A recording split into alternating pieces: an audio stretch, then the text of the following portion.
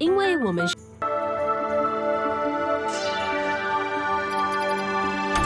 Hey guys, welcome to the Liberal Hive Mind, a channel solely focused on exposing the abundant hypocrisy of the left. You know, Van Jones said something on CNN the other day, which is probably perfect to start out this video. I think that right now, the honeymoon's over. There was a moment where it's like, Trump, goodbye Trump, hello vaccines. We're so glad to see you, Joe Biden. That's kind of how this year started. You think this great stuff that we did is good? It's nothing. Wait until this summer when you're going to get all this other stuff. And then he steps on a rake, and then he slips on a banana peel, and then he falls down the stairs with some marbles, and now people are looking at him in a negative light. Biden has stepped on a rake and has fallen down the stairs. And Dems are currently looking over the edge of a cliff. Absolutely accurate, but more importantly, we gotta focus on Joe Biden. Friends with Donald Trump every second day was the walls are closing in, the walls are closing in. Donald Trump is an evil, corrupt dictator, and on top of that, a criminal, a corrupt criminal who has enriched himself and his family. Well, it seems as though, once again, what the Democrats accuse everyone else of, they are in fact guilty of. Nobody's been talking about Hunter Biden and his connection to the big guy for a long time, until now. We now have reports that Joe Biden allegedly had joint bank accounts with Hunter Biden and money was shuffling around between accounts. Joe Biden famously claimed that he had absolutely no idea what his son was doing, he was never involved, pleaded complete ignorance to his son's business dealings. But if you follow the money, and more importantly the money trail, turns out Joe Biden might have done something he always does, lied. Turns out Joe Biden might have been implicated in this whole pay-for-play politics scheme that his son Hunter was running after all. And even on top of that, Joe Biden, yes, Joe Biden, may actually be the target of an FBI investigation, experts say. Let me update you guys on everything that's going on. Once again, on this channel, in this community, we absolutely refuse to just memory hole the Hunter Biden scandal, and we will follow the breadcrumbs wherever they lead. We got a lot to get into, but before we do, please make sure to leave a like, a comment, subscribe, share the video as much as possible. We are still shadow banned by the YouTube algorithm, hidden from non-subscribed viewers, and with that out of the way, let's roll the tape. Alright folks, so we got this piece right over here from the Daily Wire. Report, associate shuffled money between Joe Biden, Hunter Biden accounts, and the president is a potential target of an FBI investigation, experts say. An associate of Hunter Biden shuffled money between his and President Joe Biden's bank accounts while Joe served as Vice President of the United States, new emails show. Emails obtained from Hunter's laptop and reviewed by the Daily Mail shed more light on the relationship between Joe Biden's office while he was Vice President of the United States and Hunter Biden's consulting firm, Rosemont Seneca. A June 2020 email shows that Eric Schwerin, a business partner at Rosemont Seneca, shuffled money between Hunter and his father's accounts, casting doubt on the president's claim that he had no knowledge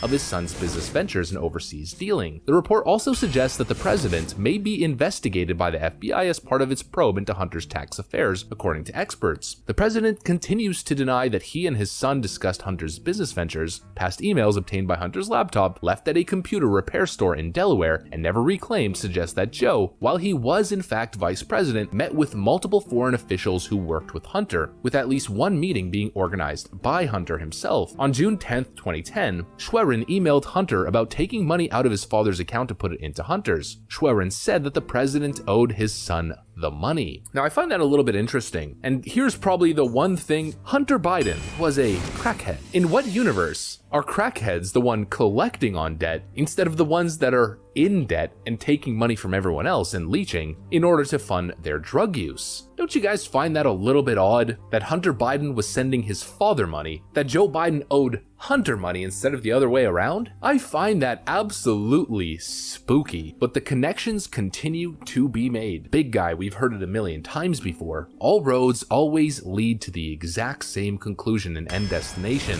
His name is President Joe Biden. It started off as word of mouth, but it continues to grow and become more and more each and every single time more emails, more data from the laptop are discovered. Joe Biden and the Democrats use the tactic that you would expect them to, claiming the laptop from hell was just Russian misinformation. That of course has been debunked a million times, now even Politico and other outlets admit that. We have literal evidence of Hunter Hunter Biden, facilitating meetings with his then vice president father at the time, and other world leaders and other people who were connected to his consulting firm. We have transactions of a Russian oligarch sending $3.5 million to his firm as well. We have Tony Bobulinski, that was his name, right? Bobulinski, but Tony Bobulinski, who was a close associate and business partner of them, a totally credible man who went on the record and said everything is true, Joe Biden was connected with all of it, and he's lying on the debate stage. We now have emails from Rosemont Seneca, which was Hunter Biden's place of work, transacting clearly back and forth with his father. Then we have this right here in hot water. New emails uncovered show Joe Biden shared a bank account with scandal-laden son Hunter Biden. And as more and more circumstantial evidence starts to pile up together, connecting Joe Biden as potentially the big guy and his son Hunter Biden, Joe Biden's claim of having absolutely no knowledge whatsoever of his son's business dealings is turning out to be a flat-out lie. If that's not a massive red flag, then I don't know what is. And the total lack of curiosity within the mainstream press is absolutely astonishing as well. And that's why the Bidens can just continuously get away with it. There's again another scandal that people just completely seem to be ignoring. Ex-Obama ethics chief knocks Jen Psaki for dismissing Hunter Biden question. Just shut up, peasants. You guys don't have the right to find out who Hunter Biden's selling his pieces to. Hunter Biden, by the way, selling 5 art prints for $75,000 each as New York City show push back. By the way, there's reports of foreign diplomats being at that event. The American people deserve transparency on this potential corruption, potential influence peddling scheme that's happening right before our very eyes. And Jen Psaki's response is essentially what I just said earlier. Shut up, peasant. You don't deserve the right to transparency. Equally as despicable, Joe Biden says he's proud of his son Hunter after selling $375,000 worth of paintings. To which, of course, Jen Psaki once again defends. I mean, it's no surprise she'll literally defend anything at this point. We at the New York Post reported on Friday that the first son had sold 5 prints of his artworks for $75,000 each, and that a team of lawyers is reviewing the prospective buyers who are going to be allowed into an upcoming New York show. That seems to suggest a departure from the White House brokered agreement where the purchasers would be an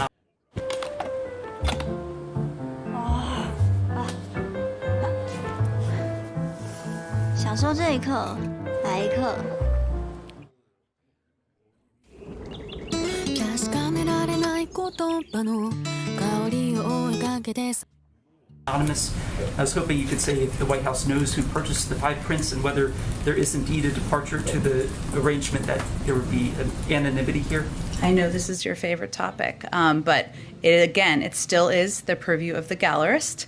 We still do not know and will not know who purchases any paintings, and the president remains proud of his son. I don't know about you guys, but I find this incredibly frustrating. The lies, the deceit, the hiding, the anonymous buyers, pieces selling for $75,000 from an amateur artist just because his last name is Biden. The whole thing is just crazy. And of course, I'm not the only one. Hunter Biden's art gallery arrangement is, quote, wacko according to ethics law expert. It's crazy, it's wacko. But they flaunt it in your face, they do it in your face, with almost an expectation of no consequences whatsoever. But hopefully that's slowly starting to turn around as there's a potential FBI investigation which might eventually turn in the direction of Joe Biden. And here's top legal expert Jonathan Turley on Fox News calling for a special counsel investigation into Joe and Hunter Biden's possible influence peddling operation.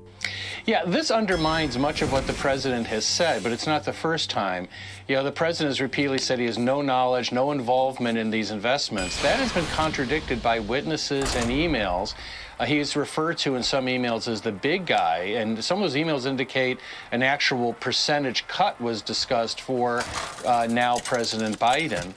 With these disclosures, we have accounts being used to pay both Hunter and Joe Biden, and money being reimbursed to Hunter Biden from an individual associated with a company called Rosemont Seneca. The question is why the Justice Department hasn't considered the appointment of a special counsel. Now, generally, if you smell fish, then it's probably fishy. And just like they spent $35 million to investigate Donald Trump based on phony, salacious information, or the Steele dossier and all of the leaks, they should investigate Joe Biden and the actual credible potential link to this scheme. That's what I got for you guys though. If you enjoyed this video, please make sure to leave a like, a comment, subscribe, share it as much as possible. Like usual though, I gotta get back to work. Thanks for watching, and I'll see you on the next one.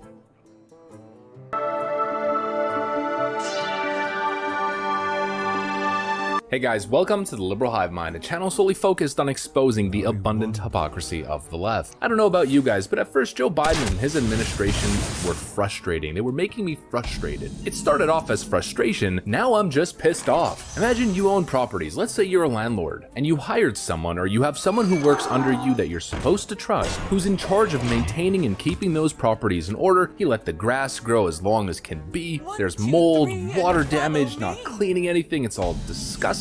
And you end up losing a ton of money. That's essentially a metaphor for what Joe Biden is doing to the economy. Then imagine confronting that individual or trying to find some answers, some sort of responsibility. The same individual a couple weeks ago said the buck stops with me, yet continues to deny reality, continues to not take responsibility, even claims that it's a good thing, complete lies to your face, blame shifting, and pretending as if it's not happening at all. That's exactly what this administration is doing. That's why it's going from frustrating to absolutely infuriating, and it's just pissing me off. You know, Donald Trump wasn't perfect, but Donald Trump never treated you like you were stupid. The way this administration is responding to crisis, controversy, scandal, and criticism is exactly how an immature child would. It's not my fault, it's everybody else's fault. It's not happening. And let me show you guys exactly what I'm talking about. But before we get into any of it, please make sure to leave a like, a comment, subscribe, share the videos as much as possible. We're still shadow banned by the YouTube algorithm, hidden from non-subscribed viewers. And with that out of the way, let's roll the tape. All right, folks, so the first thing that we have to address is just how this administration continuously says we're on the job, we're on the task, we're seeing big improvements. Jen Psaki and Joe Biden have said that so many different times. We're seeing improvements, we're on the right road, things are getting better. They say this as literally everything is getting worse. There hasn't been, I think, even a single quarter where things have gotten better. It's been progressively worse, whether it's jobs, people fleeing the job market, stock markets, inflation, supply chain issues. It doesn't even matter. Whatever the issue is, it's gotten worse and worse and worse. They've been breaking records each and every single month or every quarter. The Biden effect, inflation is up 5.4% in September over last year, the highest rate in 13 years. Heather Long tweets, inflation was up 5.4% over last year in September, the highest rate in 13 years. Prices rose 0.4% in September, up from 0.3% in August. Gas, food, and goods continue to be key drivers of inflation. Used car prices fell slightly, but will remain at 24% higher than last year. And see, here's where, once again, the argument that we have been seeing from Joe Biden's administration falls flat on its face. They've stated specifically inflation doesn't really exist. The number is inflated, pun not necessarily intended, but they claim that the inflation rate was in fact inflated by air travel, hotel prices, and of course the biggest factor being used car prices. Well, now we're seeing used car prices go down, but everything else go up. Here's a journalist on Twitter putting it into perspective. Are you paying more for items? Gas up 42%, bacon up 19%, hotels up 18%, beef 18%, pork up 13%, eggs up 13%. It is all going up. How much more are you paying? I'm Dave Bondi. I'm a news anchor in Michigan. I'm giving you all the news as it happens. And also here's Leo Terrell showing gas prices in what I can only assume is California. Wow. Now, of course, none of this is news. Most of you guys are desensitized, you've adapted, you have absolutely no choice but to adapt. But see, 丰厚菠萝皮，散发浓郁蛋香，值得一再品尝。统一面包，林格香菠萝。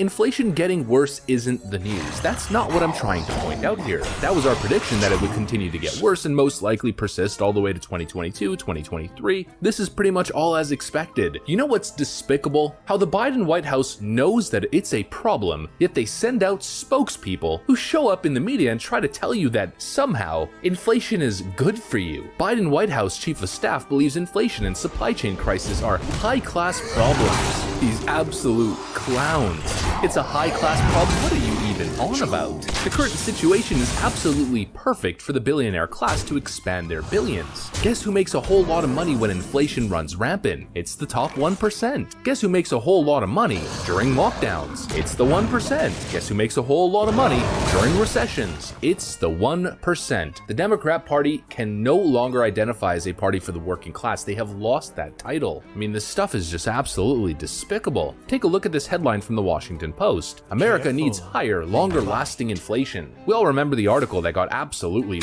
roasted, ratioed beyond measure, claiming inflation was a good thing, while clearly they didn't get the memo that the people aren't buying the crap that they're trying to sell. Inflation is a good thing. In what universe is inflation and a supply chain crisis a good thing for regular Americans? Billionaires are getting richer and richer and richer. Your salary is getting lesser and lesser and lesser in respect to the scale of dollars. And then on top of that, the fact that you're being paid less, everything is getting more expensive. So even if you're getting paid more, your buying power is much less. And now the federal government is telling Americans, expect your heating bill to soar big time this winter, as much as 54%.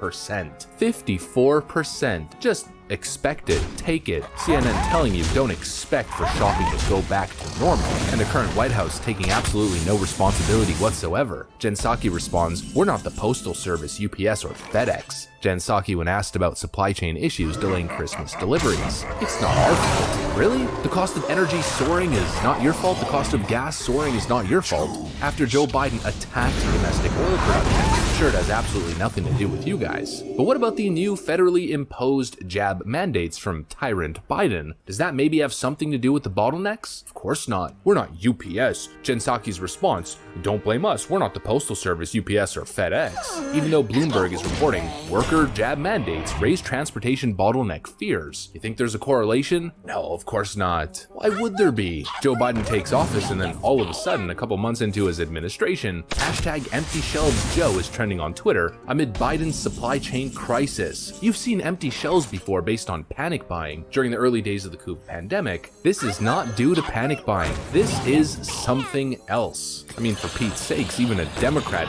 Obama economic advisor Larry Summers can clearly see the reality. I actually see closer parallels to the situation in the 1960s that set the stage for the 1970s. We've again got a very expansionary fiscal policy combined with loose monetary policy. We've again got a central bank that is heavily focused on social objectives rather than on avoiding inflation. And we've got much larger budget deficits today than we did then. We've got much more in the way of supply bottlenecks emerging much sooner than we did then.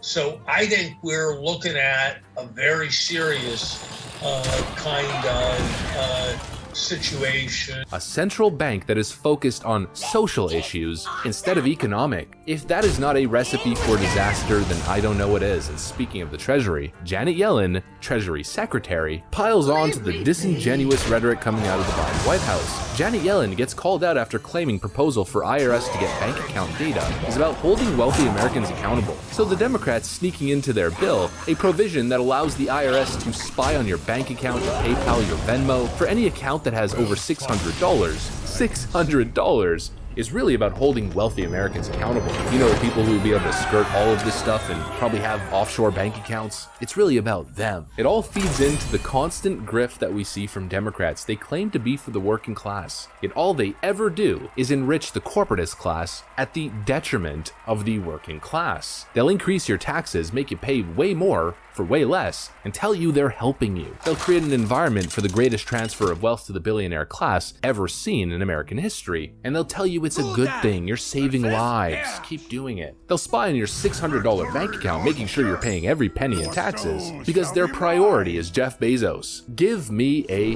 break. They treat you like you're stupid because they think you are. They view you as nothing more than a plebeian, the serving class, and have fantasies of being communist oligarchs. That's the reality. I don't know about you guys. I'm definitely not an economic expert, but I do not feel safe and I feel like a storm is coming. These people are crooks. That's what I got for you guys though. If you enjoyed this video, please make sure to leave a like, a comment, subscribe, share the video as much as possible. We are still shadow banned by the YouTube algorithm. I gotta get back to work though. Thanks for watching, and I'll see you on the next one.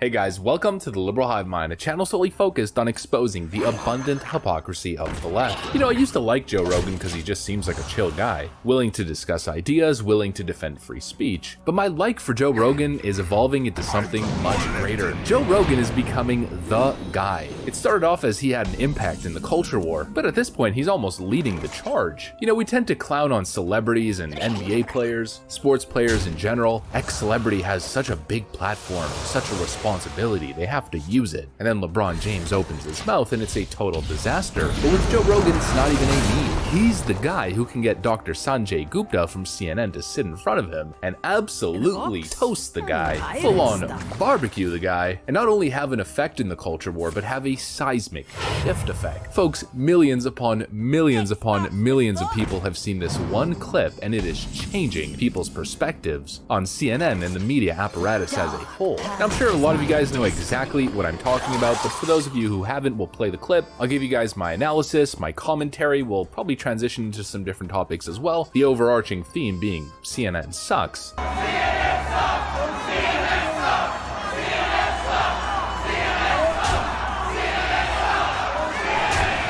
But of course, it's not just CNN. We'll try to look at the whole picture. But before we get into any of it, please make sure to leave a like, a comment, subscribe, share the video as much as possible. We are still shadow banned by the YouTube algorithm, hidden from non-subscribed viewers. And with that out of the way, let's roll the tape. All right, folks, so without further ado, let's just play the clip and then we'll talk about it. Horse dewormer's not a flattering thing, I get that. It's a lie. It's a lie on a news network, and it's a lie that's a willing, that's a lie that they're conscious of. This is not a mistake. Yeah. They're unfavorably framing it as veterinary medicine. Well, the FDA put this thing out. You saw that. Did you see that thing that the FDA put out? What did the FDA put out? It was a tweet, and it was snarky. I admit it. They said, "You are not a horse, you are not a cow, stop taking this stuff," or something like that. Why would you say that when you're talking about a drug that's been given out to billions and billions of people, a drug that was responsible for one of the inventors of it making winning the Nobel Prize in 2015? Yeah. Yeah, no, a drug that has been shown to stop viral replication in vitro. You know that, right? Why would they lie and say that's horse dewormer? I can afford people medicine, mother. This is ridiculous. It's just a lie. I don't think anyone is But don't you think that a lie like that is dangerous on a news network when you know that they know they're lying? You know that they know that I took medicine. Like, here it is. This is ivermectin. You got this it with right you. Here. Somebody gave it to me.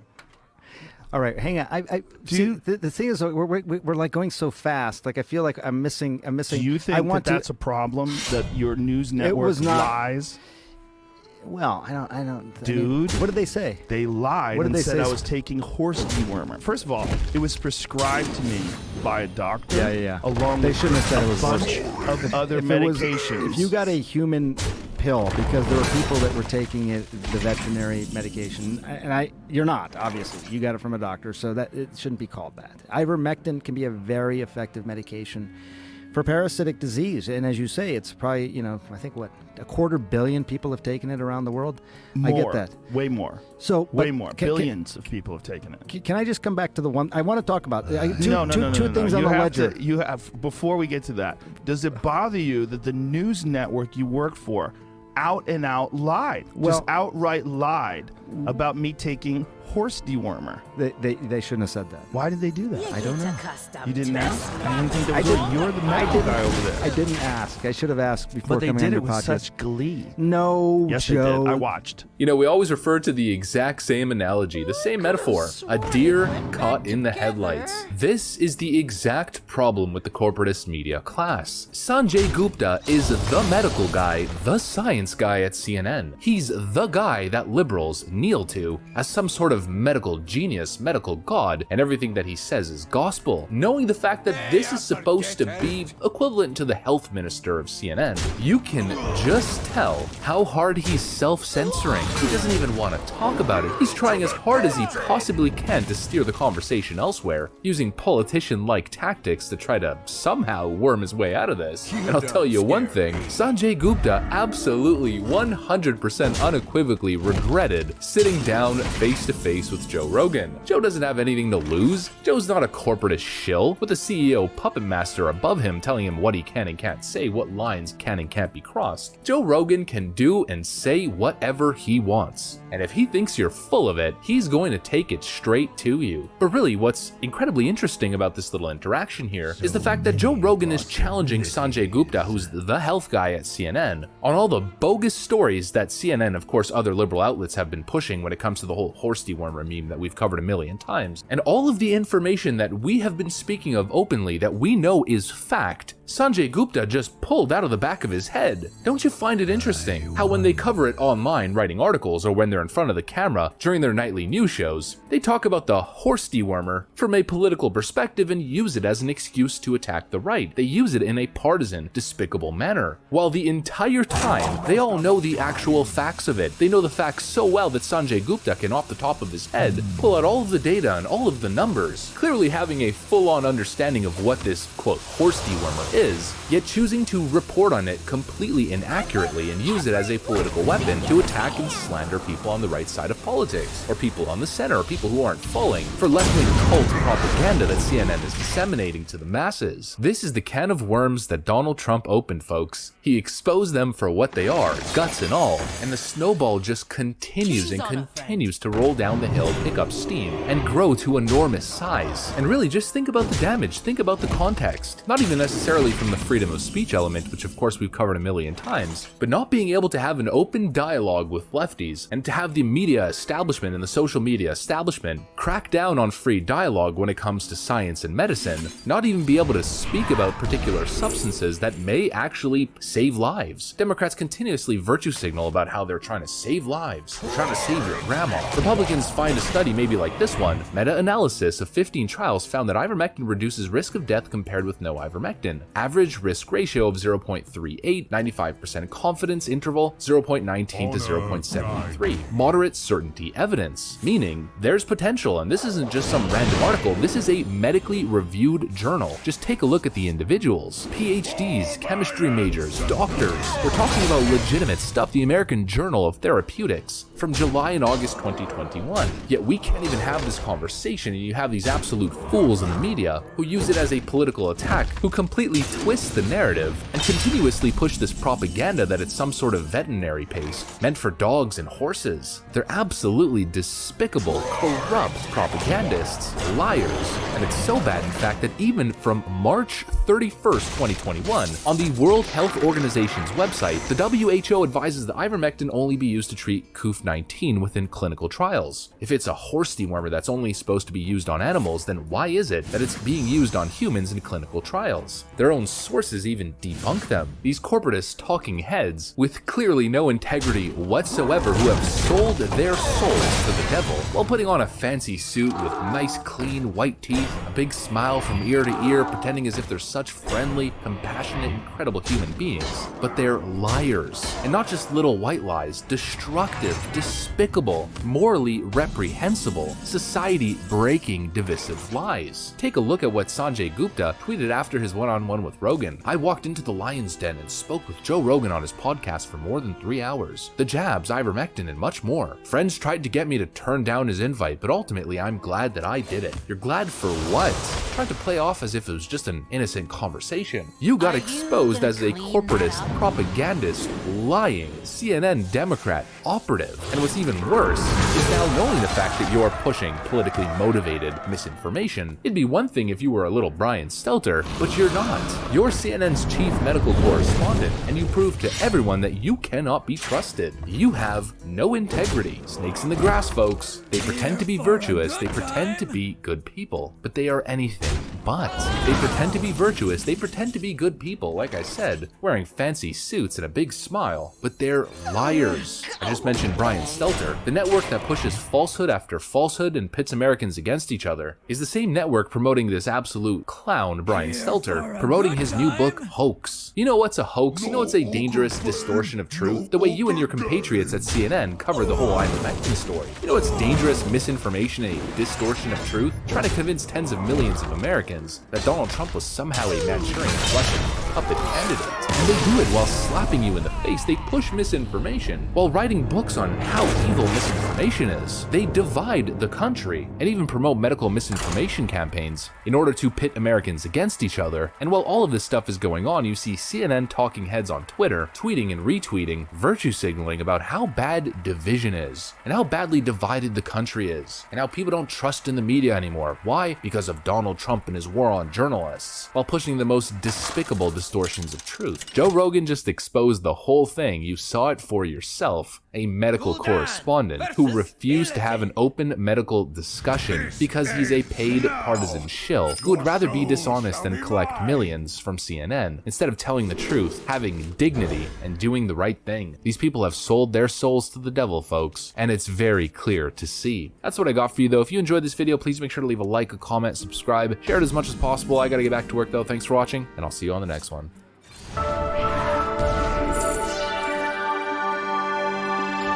Hey guys, welcome to the Liberal Hive Mind, a channel solely focused on exposing the abundant hypocrisy of the left. You guys notice how all these far lefties seem to have a very deadly combination of total self-righteousness on issues, while at the same time simultaneously having a total lack of understanding of the issues they preach about? I'm sure we all remember this beautiful clip from Alexandria Ocasio-Cortez in 2018.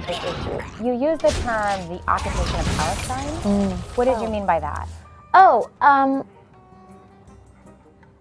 I think what I meant is like the settlements that are increasing in some of these areas and places where Palestinians are experiencing difficulty in access to their housing and homes. Do you think you can expand on that?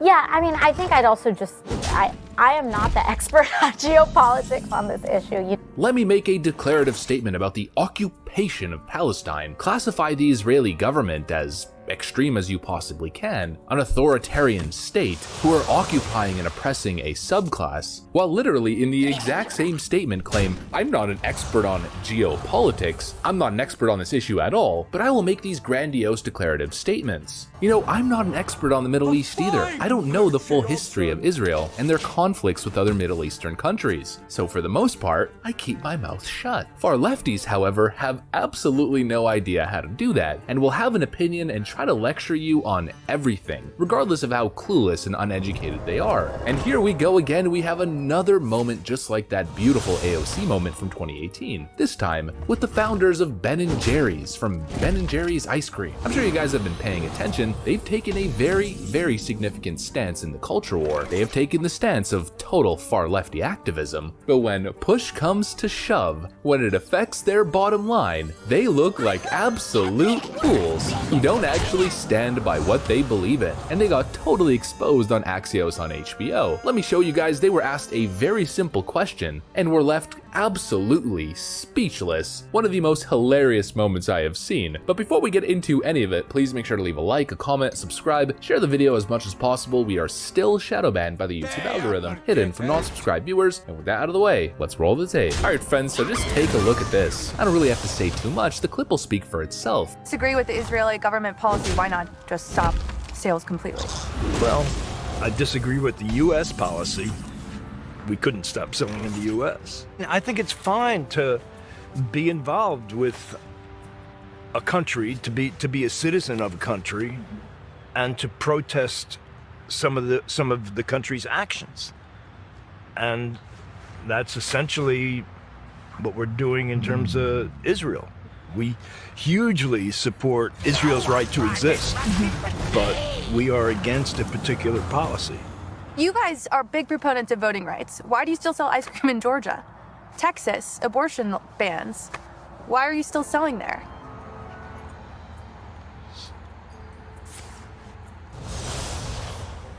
I don't know. Did you see the look on their face? It's very easy for Ben & Jerry's to say that we're not going to sell our ice cream and Palestinian occupied areas, or I guess what lefties describe as occupied areas. I'm sure there's not too much Ben & Jerry's being sold in those areas in the first place. But when it comes to domestic business, they take a hard stance against the state of Texas and other areas. But when questioned, why are you still selling your ice cream in Texas? Why aren't you boycotting there? Just like you're boycotting in the Middle East and you claim we will not sell places that we are morally disconnected from. They don't have a single answer. And of course, that's because they're full of it. It's the same corporatist grift that we've seen for the last 5 to 6 years, but it's getting played out. I'm so sick and tired of these lefties. I mean, I don't know about you guys, but it's becoming comical. Well, remember this meme right over here. This essentially sums up the entire ethos of the left. What is clearly a far lefty activist, a laptop that says smash capitalism, but of course nothing says smash capitalism like a $7 coffee beverage from Starbucks and a totally overpriced Mac. Apple, the company that sells $2,000 PCs for $6,000 to overly privileged New Yorkers and San Francisco types. Give me a break. It's the same thing we always see Cori Bush, who's a climate activist, camping out at the steps of the Capitol with a 20-pack of Oreo minis, plastic water bottles, a plastic Walmart bag, plastic,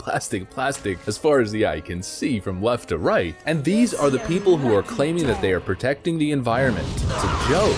I always make this comparison, but it's true. Every single liberal that I know buys those big packs of plastic water bottles. Me, the terrible conservative who doesn't care about the environment, I have a water flask that I carry around with me. I'm the evil man who doesn't care about the environment, and they're the liberal do-gooders. Give me a break. They are absolute hypocrites. And it's on nearly every single issue. There's a reason why far lefties never want to debate. They talk a big game on Twitter from their $2,000 MacBooks, but when confronted on the actual issues, they respond in two very specific ways.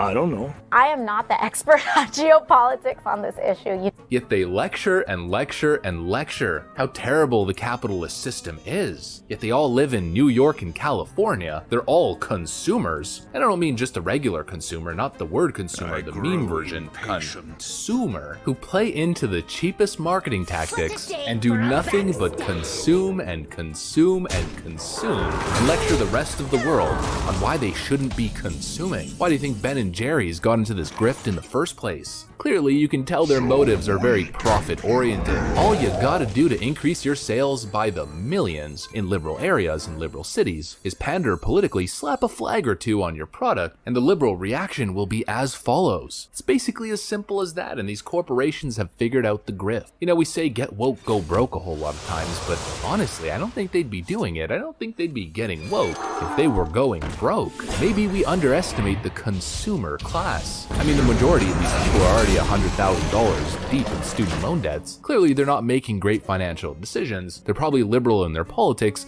and probably also liberal in their use of their credit card. $100,000 in student loan debts, Netflix, Disney Plus accounts, $300 a month on Ben & Jerry's, filling their office space in their home with Marvel paraphernalia, massive infinity gauntlets that are multi-purpose in their case. I'll leave that to your imagination. While tweeting from their MacBooks that the world is gonna end in 9 years if we don't do something. Give me a break. You know, I'm all for it. This idea that conservatives and Republicans want to destroy the environment is a joke. I, just like anyone else, want clean air. I don't want to destroy forests. I want to live in a beautiful, clean earth. But I, as someone who is more common sense oriented, know that if you solve a problem, first of all, you should probably use the free market, and second of all, you should go for the actual core of the problem itself. Just in, China mocks climate activists around the world as it announced plans to build more coal-fired power plants and increase oil and gas exploration to grow its own economy. As the free market is working within the United States and in the European Union. In fact, the United States is making great strides in being more environmentally friendly through innovation, through capitalism. Democrats want to attack the free market and absolutely absolve China of any wrongdoing whatsoever. These people are completely out of touch with reality, and the simple fact of the matter is they don't know what they're talking about. We gotta somehow get to a point in politics and a point in culture where the adults in the room are allowed to speak and the children are relegated to the kids' table. That's what I got for you guys though. If you enjoyed this video, please make sure to leave a like, comment, subscribe, share the video as much as possible. We're still shadow banned by the YouTube algorithm. I gotta get back to work though. I wanna thank you guys for watching, and I'll see you on the next one. You got the wrong guy. Hey guys, welcome to the Liberal Hive Mind, a channel solely focused on exposing the abundant hypocrisy of the left, or in this case, exposing the absolute atrocity that is liberal policy. Folks, I don't know about you guys, but I'm a very results-oriented individual. I need to see tangible results. When you pay your taxes, when you participate in society, when you elect someone into office, you should get something for that. Let's say, for instance, if you pay $100 for a product and then all you get is a slap in the face, well then, what are you doing with your life? That's essentially a metaphor for being a Democrat and living in a Democrat city while voting for Democrats. You vote for them, and then what do you get? You get pretty much all the problems that made you vote for that individual in the first place. It's a self-perpetuating cycle, the same thing over and over and over again. And of course, the craziest part of all is these lefty voters, after everything we've seen, after everything we've covered, after everything they are living through, they continue to stand by their votes. Friends, we just covered a couple months ago that Walgreens was closing, I believe, 17 stores, maybe it was 9, I don't know, something like that. Let me search it up really quick. Walgreens in San Francisco was forced to close 17 stores because shoplifting had become so rampant due to Democrats' soft on crime policy that they had absolutely no other choice but to straight up just close their doors. And that's a massive operation, a massive retail corporation that couldn't sustain through the hit. Imagine small business. Well, it just got even worse. Walgreens has now closed an additional 5 Bay Area stores amid another shoplifting surge. So that's exactly what we're going to talk about. Let's get into the liberal dystopia that is San Francisco, that is California as a whole. But before we get into any of it, please make sure to leave a like, a comment, subscribe, share the video as much as possible. We are still shadow banned by the YouTube algorithm, hidden from non-subscribed viewers.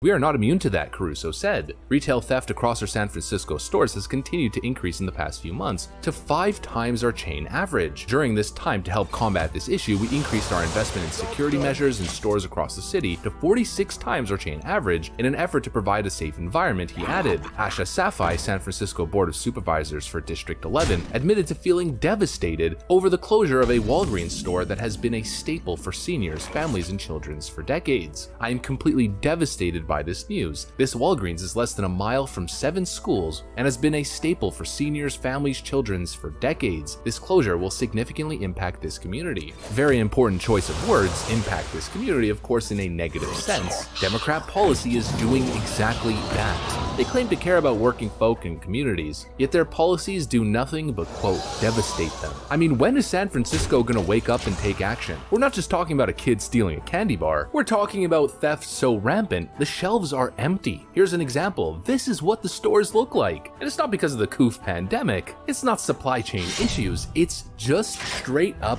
wipe out theft. Here's reporting on the issue from back in October 21st. Empty shelves at this Walgreens drugstore. And it's not because of pandemic-related panic shopping. Now the store is closing due to what local reports are calling a spree of rampant shoplifting. And look at this. Just 15 minutes after an Inside Edition crew showed up at the drugstore, we found this guy jumping over the front counter, taking an airbed, and leaving the store on his scooter. No questions asked, no one stopping him. The drugstore is the 3rd Walgreens to close in San Francisco this year, and there's real concern that the people who live there are losing an important resource for their neighborhood. Brazen during the day, not a second thought, not even a thought in the world for any type of consequences. Walk in and take everything and walk out. That clip that I just showed you guys was from October 21st, 2020. So in 1 week, that will be a year ago. Democrats in California have had ample time to do something about it. This is a willing decision to ignore it entirely. And the reporter said the drugstore is the 3rd Walgreens to close in San Francisco. That was about a year ago. ago. That number went from 3 to 21 at this current point in time. Democrats have done nothing. And of course, it continues to ramp up here in Santa Ana. I showed you guys this clip the other day. We'll play it again just for those of you who maybe didn't watch that video. Oh my god, we're gonna be stealing that shit.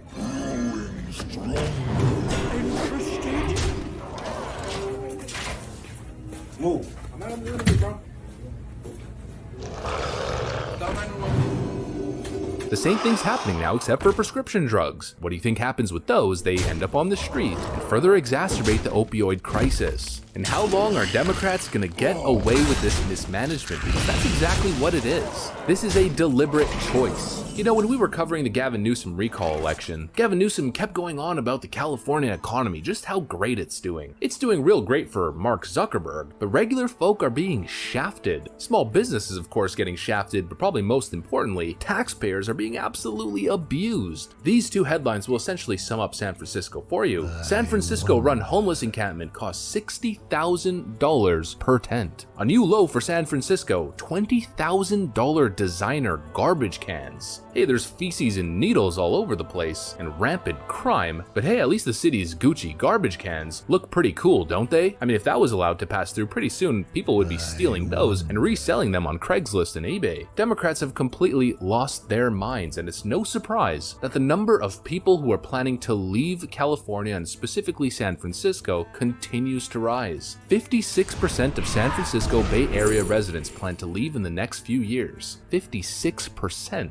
A new poll suggests that the majority of San Francisco Bay Area residents are unhappy with life in the liberal bastion and want to leave soon, with 56% of respondents saying that they plan to leave in the next few years. According to SFGate, the poll, conducted among 1,600 registered voters across 5 Bay Area counties by joint venture Silicon Valley for the Bay Area Newsweek, found a shocking 71% of respondents said that the quality of life in the greater Bay Area is worse now compared to 5 years ago. 56% of respondents said that they are considering leaving in the next 5 years, including 53% of respondents who work in the tech sector. And so really the question that I have is, how is it even remotely possible that Democrats are still getting elected in San Francisco? If you have a majority of the Bay Area electorate looking around and saying everything's going to hell in a handbasket, who are they blaming? Donald Trump? I seriously don't get it. It's almost Stockholm Syndrome. I mean, scratch that, it is Stockholm Syndrome. The San Francisco electorate is the wife in an abusive relationship. California Democrats are the abusive husband, but for some reason, the electorate just won't file for divorce and continues to take the abuse. What is going to be the tipping point? The fecal matter and hobos everywhere and syringes, businesses closing because of that, and of course the crime. If that's not enough to make you rethink your situation, then I don't know what is. Of course, the only thing that I hope is if over 50% of San Francisco residents plan to relocate, if you're relocating in the state of Texas, Arizona, or New Mexico, Florida, or anywhere else, please, for the love of God, leave your California politics in California as you migrate elsewhere. That's what I got for you guys though. If you enjoyed this video, please make sure to leave a like, a comment, subscribe, share it as much as possible. We are still shadow banned by the YouTube algorithm. I gotta get back to work though. Thanks for watching, and I'll see you on the next one.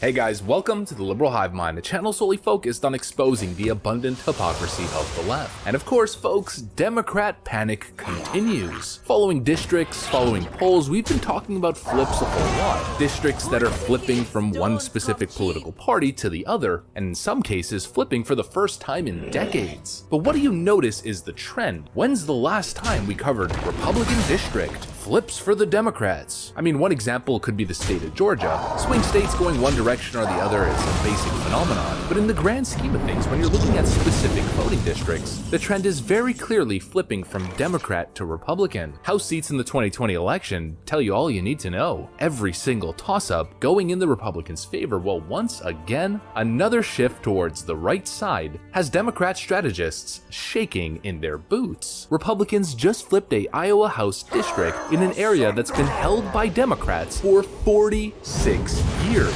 Very similar to what we saw in McAllen, Texas. And see, this is where the Democrats, in my opinion, are screwed. Working class communities, white suburban and white rural voters have had enough with the Democrat Party. They were disappointed by Obama, gave the Democrats another chance with Joe Biden, and look where that got them. So let me update you guys with the rightward trend. But before we get into any of it, please make sure to leave a like, a comment, subscribe, share the video as much as possible. We are still shadow banned by the YouTube algorithm, hidden from non-subscribed viewers. And with that out of the way, let's roll the tape. Alright folks, so here's the headliner piece. Republicans flip Iowa House district, an area held by Democrats for 46 years. Republican John Dunwell defeated Democrat Steve Mullen in a special election, the second state legislative flip for GOP this year. Thank you, Jasper County, for putting your faith in me to be your voice in the Iowa State House, John Dunwell said in a statement. Throughout this campaign, I've had the honor of hearing from so many of you, those who agreed with me, and those who offered opposing viewpoints. I have learned so much and I'm eager to work representing each and every one of you. Iowa House Speaker Pat Grassley celebrated the win. And see, this right over here is one of the most important things that the GOP needs to be paying attention to. More specifically, this is what Donald Trump needs to be paying attention to. These districts, and more importantly, the demographics that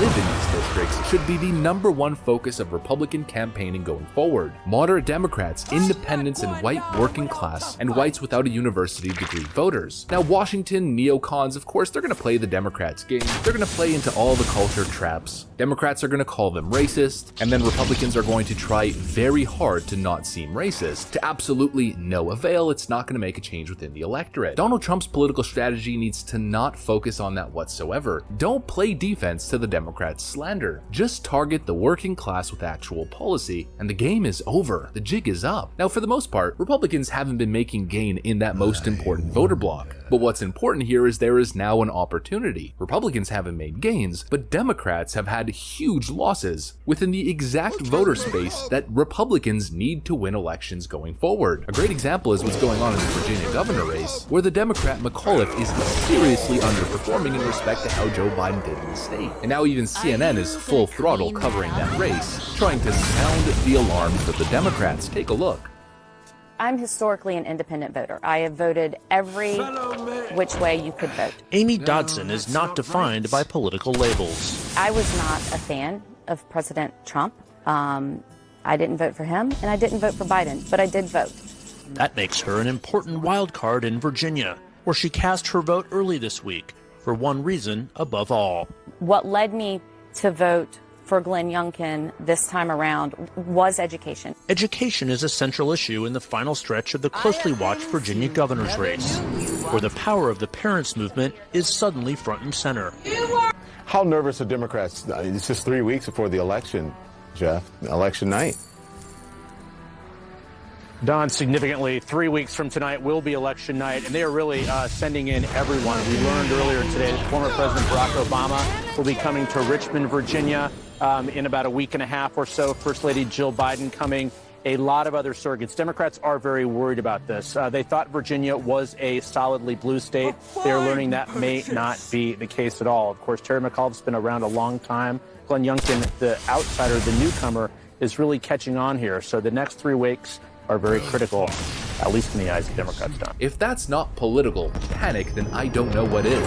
A couple weeks from the election itself, and the polls keep on tightening. Keep in mind, these are all polls that favor Democrats highly. Here's one of the most recent ones from the Wasson Center, with Terry McAuliffe at 49% and Glenn Youngkin at 45%. Joe Biden won this state by 11 percentage points. And what's probably most shocking for the Democrats is that Terry McAuliffe can barely even scratch 50%, even on the polling aggregate. Take a look at the polls for the last 2.5 or 3 weeks. McAuliffe at 48, 48, 49, 49, and 50, and the gap continues to shrink almost even within the margin of error. His average is 48.8%, meaning if the Republican ends up overperforming, which it seems as though it might, and independents, or undecided voters, which generally are independents, move away from the Democrat candidate, then we are looking at the potential of a total upset victory for the Republican in Virginia. More and more swing districts in the most important areas are very clearly slowly moving away from the Democrats. I mean, historically, losing footing in the state of Iowa is bad news. Republicans overperforming across the board is even worse news. And when CNN is playing total damage control, then that's even worse news for the Democrats and better news for Republicans. I mean, at this point, CNN is basically doing activism for the Democrats instead of real news coverage. Take a look at this. CNN's stelter, Dems aren't in disarray, Congress is in disarray and failing. It's essentially the same story. Well, one of the phrases I always hear these days, of course, Dems in disarray. It's a meme, it's a joke, but it's also said seriously all the time.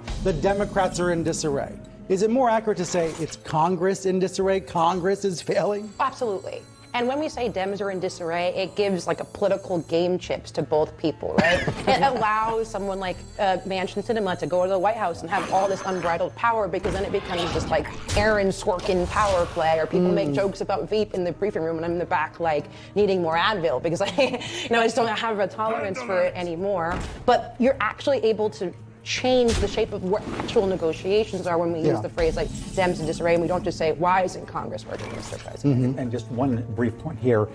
Congress in disarray, but Congress is being made to be disarray by one group of Congress people. By the Republicans are saying we're going to use the threat of a filibuster with our minority to hold up this crucial thing for the world economy. It's not the Democrats that are in disarray, it's the Republicans' fault. Folks, that's neutral reporting from your friends at CNN. That is literal Democrat activism. That is total propaganda, not to mention a complete lie, considering the Republicans have nothing to do with any of this. The reason Democrats can't pass reconciliation is due to the fact that they can't get it by their own Democrat senators, Kyrsten Sinema and Joe Manchin. The reason they can't get the infrastructure bill passed is, of course, because of the progressive Democrats who are refusing to vote on it until a $3.5 trillion deal is passed. Republicans literally have nothing to do with any of it, but CNN, of course, is attacking Republicans and trying to make the claim that Democrats are not in disarray, as they are completely dysfunctional, fighting each other, blocking each other, and unable to pass a bill with a simple Reconciliation 51 majority. If that's not Democrats in disarray, then I don't know what is. If Terry McAuliffe now loses Virginia, or barely squeezes by and gets a tiny victory, after Joe Biden won the state by 11 percentage points, and if Democrat districts continue to flip Republican across the country, especially in the Rust Belt and in the Sun Belt, then the Democrats are toast. It's pretty much as simple as that. The early prediction that we have been making of 230 plus seats going to the Republicans in the 2022 election is seeming more and more likely each and every single day, and the best way to gauge that is by paying attention to Democrat infighting, Democrat panic, Democrats trying to scramble and change their message to seem more moderate as they continue to sync with the voters that matter. Republicans seriously need to get their act together and target white working class voters, mobilize them, focus on their issues, and finally take power away from these Democrats. That's what I got for you guys though. If you enjoyed this video, please make sure to leave a like, a comment, subscribe, share it as much as possible. We're still shadow banned by the YouTube algorithm. I gotta get back to work though, and I thank you guys for watching, and I'll see you on the next one.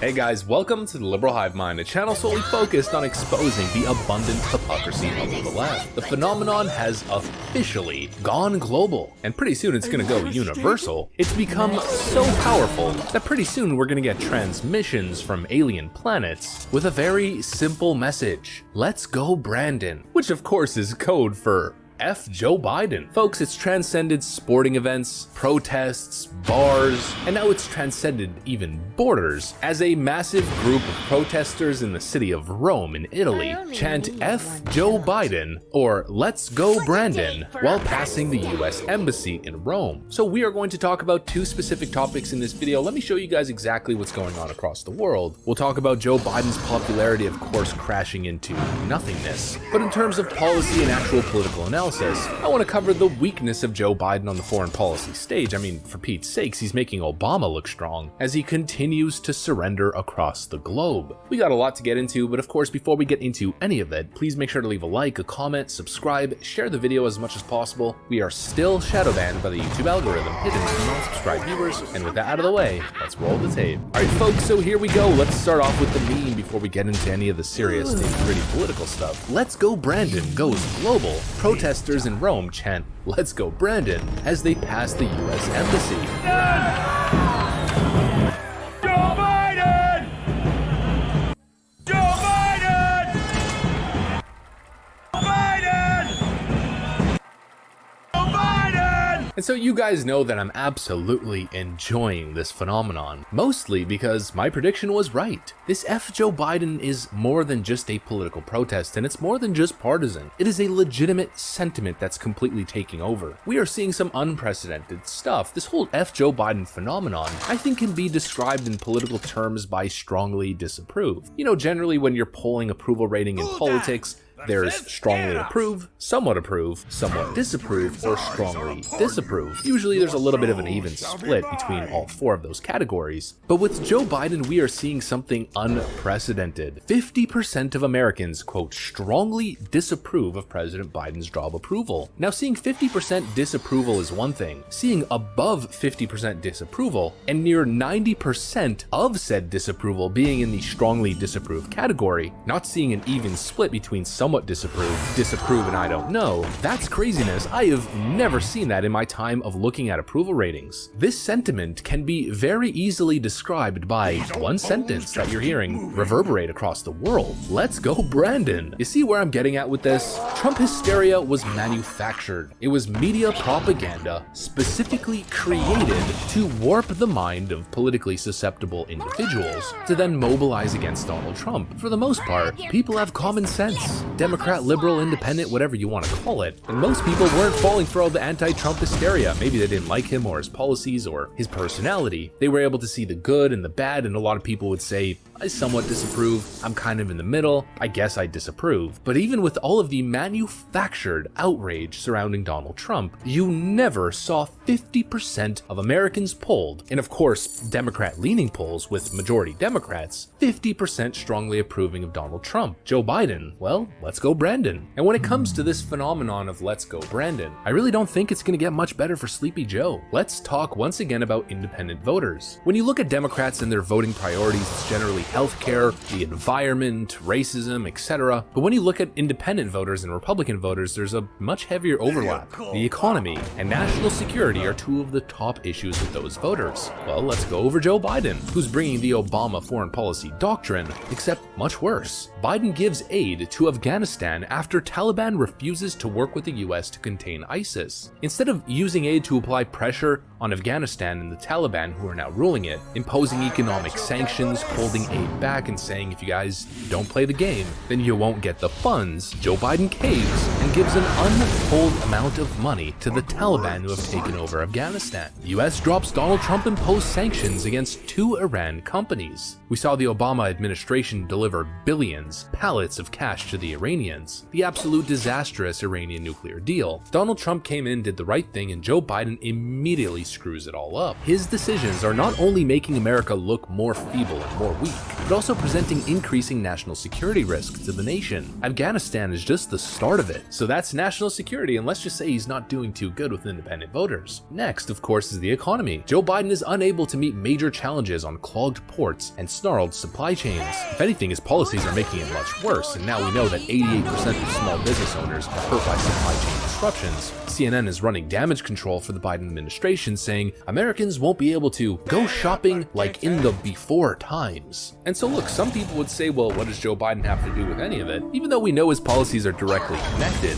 even if he wasn't, at the end of the day, he's the president. Like Joe Biden said himself, the buck stops with him. If things go astray under Joe Biden's administration, he's gonna get blamed for it, and he is. And let's just say the rhetoric coming from the White House isn't exactly inspiring to independent voters. Jen Psaki says the quiet part out loud. Biden wants to make fundamental change in our economy, and he feels coming out of the pandemic is the time to do that. The president wants to make fundamental change in our economy, and he feels coming out of the pandemic is exactly the time to do that. I think with most adult individuals of sound mind, when you think about fundamentally changing the economy, the absolute last word you want to hear in that same sentence is the word Democrat, and even beyond that, Joe Biden.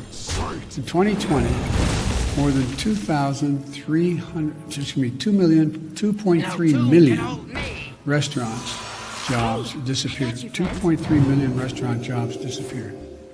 Of course, now we're getting hints of the Great Reset, as the Democrats are trying to usher in an age of new socialism. I don't know about you guys, but I think most Americans don't want socialism. I think they want an economy that works. But honestly, what it seems like the Democrats are trying to do here is purposely sabotage the economy and then point at it and say, see, capitalism did that. But is it really capitalism? Of course not. It's almost as if they want to destroy the economy and then come in swooping in as big government saviors. Democrat lawmakers rely on handing out expensive welfare to win 2022 midterms. May seem like a conspiracy theory, but is there any other explanation for what the Democrats are doing right now? The anti-capitalist rhetoric, what seems to be almost intentional economic sabotage, consistently saying this system of capitalism or the American economy isn't working, it's not working for everyone. Vote for us and we're going to spend trillions upon trillions of dollars to fix that problem. The only thing that they're not telling you is that problem was created by them in the first place. I mean, going back to the COVID pandemic, who devastated the economy? We absolutely know the answer. They tell you it's to save lives, but is it really? You know, Jen Psaki just the other day accused Abbott and DeSantis of putting politics ahead of public health and preventing the saving of lives. Well, if you look at the numbers in Texas and Florida, once again, without the draconian measures, once again, without absolutely obliterating small business, it seems as though things are under control once again. Yet they will continue to feed you this narrative as if they're your allies and they're just trying to help you, while simultaneously ushering in the greatest transfer of wealth to the billionaire class, possibly that we have seen in modern history, maybe world history, I don't know. I'm not a history expert, but it's certainly one of the worst. The billionaire class enriched themselves to the tune of nearly $1 trillion at this point.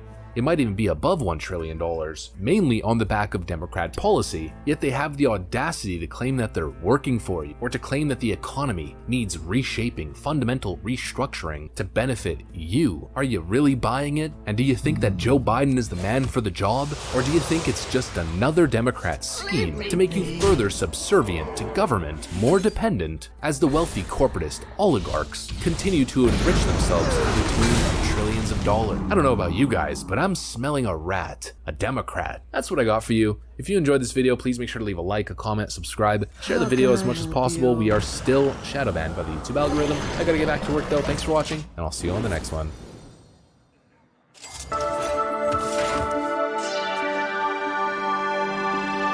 Hey guys, welcome to the Liberal Hive Mind, a channel solely focused on exposing the abundant hypocrisy of the left. There is nothing more unpopular in the world of politics than a career politician. Why is it that the president is relegated to only 2 terms in office? He can only serve 8 years. But in the Senate and in the House, the same thing doesn't exist. We see literal political fossils who have spent their entire lives, in some cases from youth all the way to Mitch McConnell's age, serving in government for their entire existence, and in many cases with absolutely nothing to show for it. I mean, it's the exact same faces for the last 10 to 20, even 30 years. The same identities, the same faces, are essentially the face of the American system. And of course, 2 of the worst offenders, Hillary Clinton and Nancy Pelosi, said some pretty interesting things to the media in the last couple of days that of course we have to analyze. 2 power-hungry politicians who refuse to relinquish power, pulling the strings of Washington behind the mask. Let me show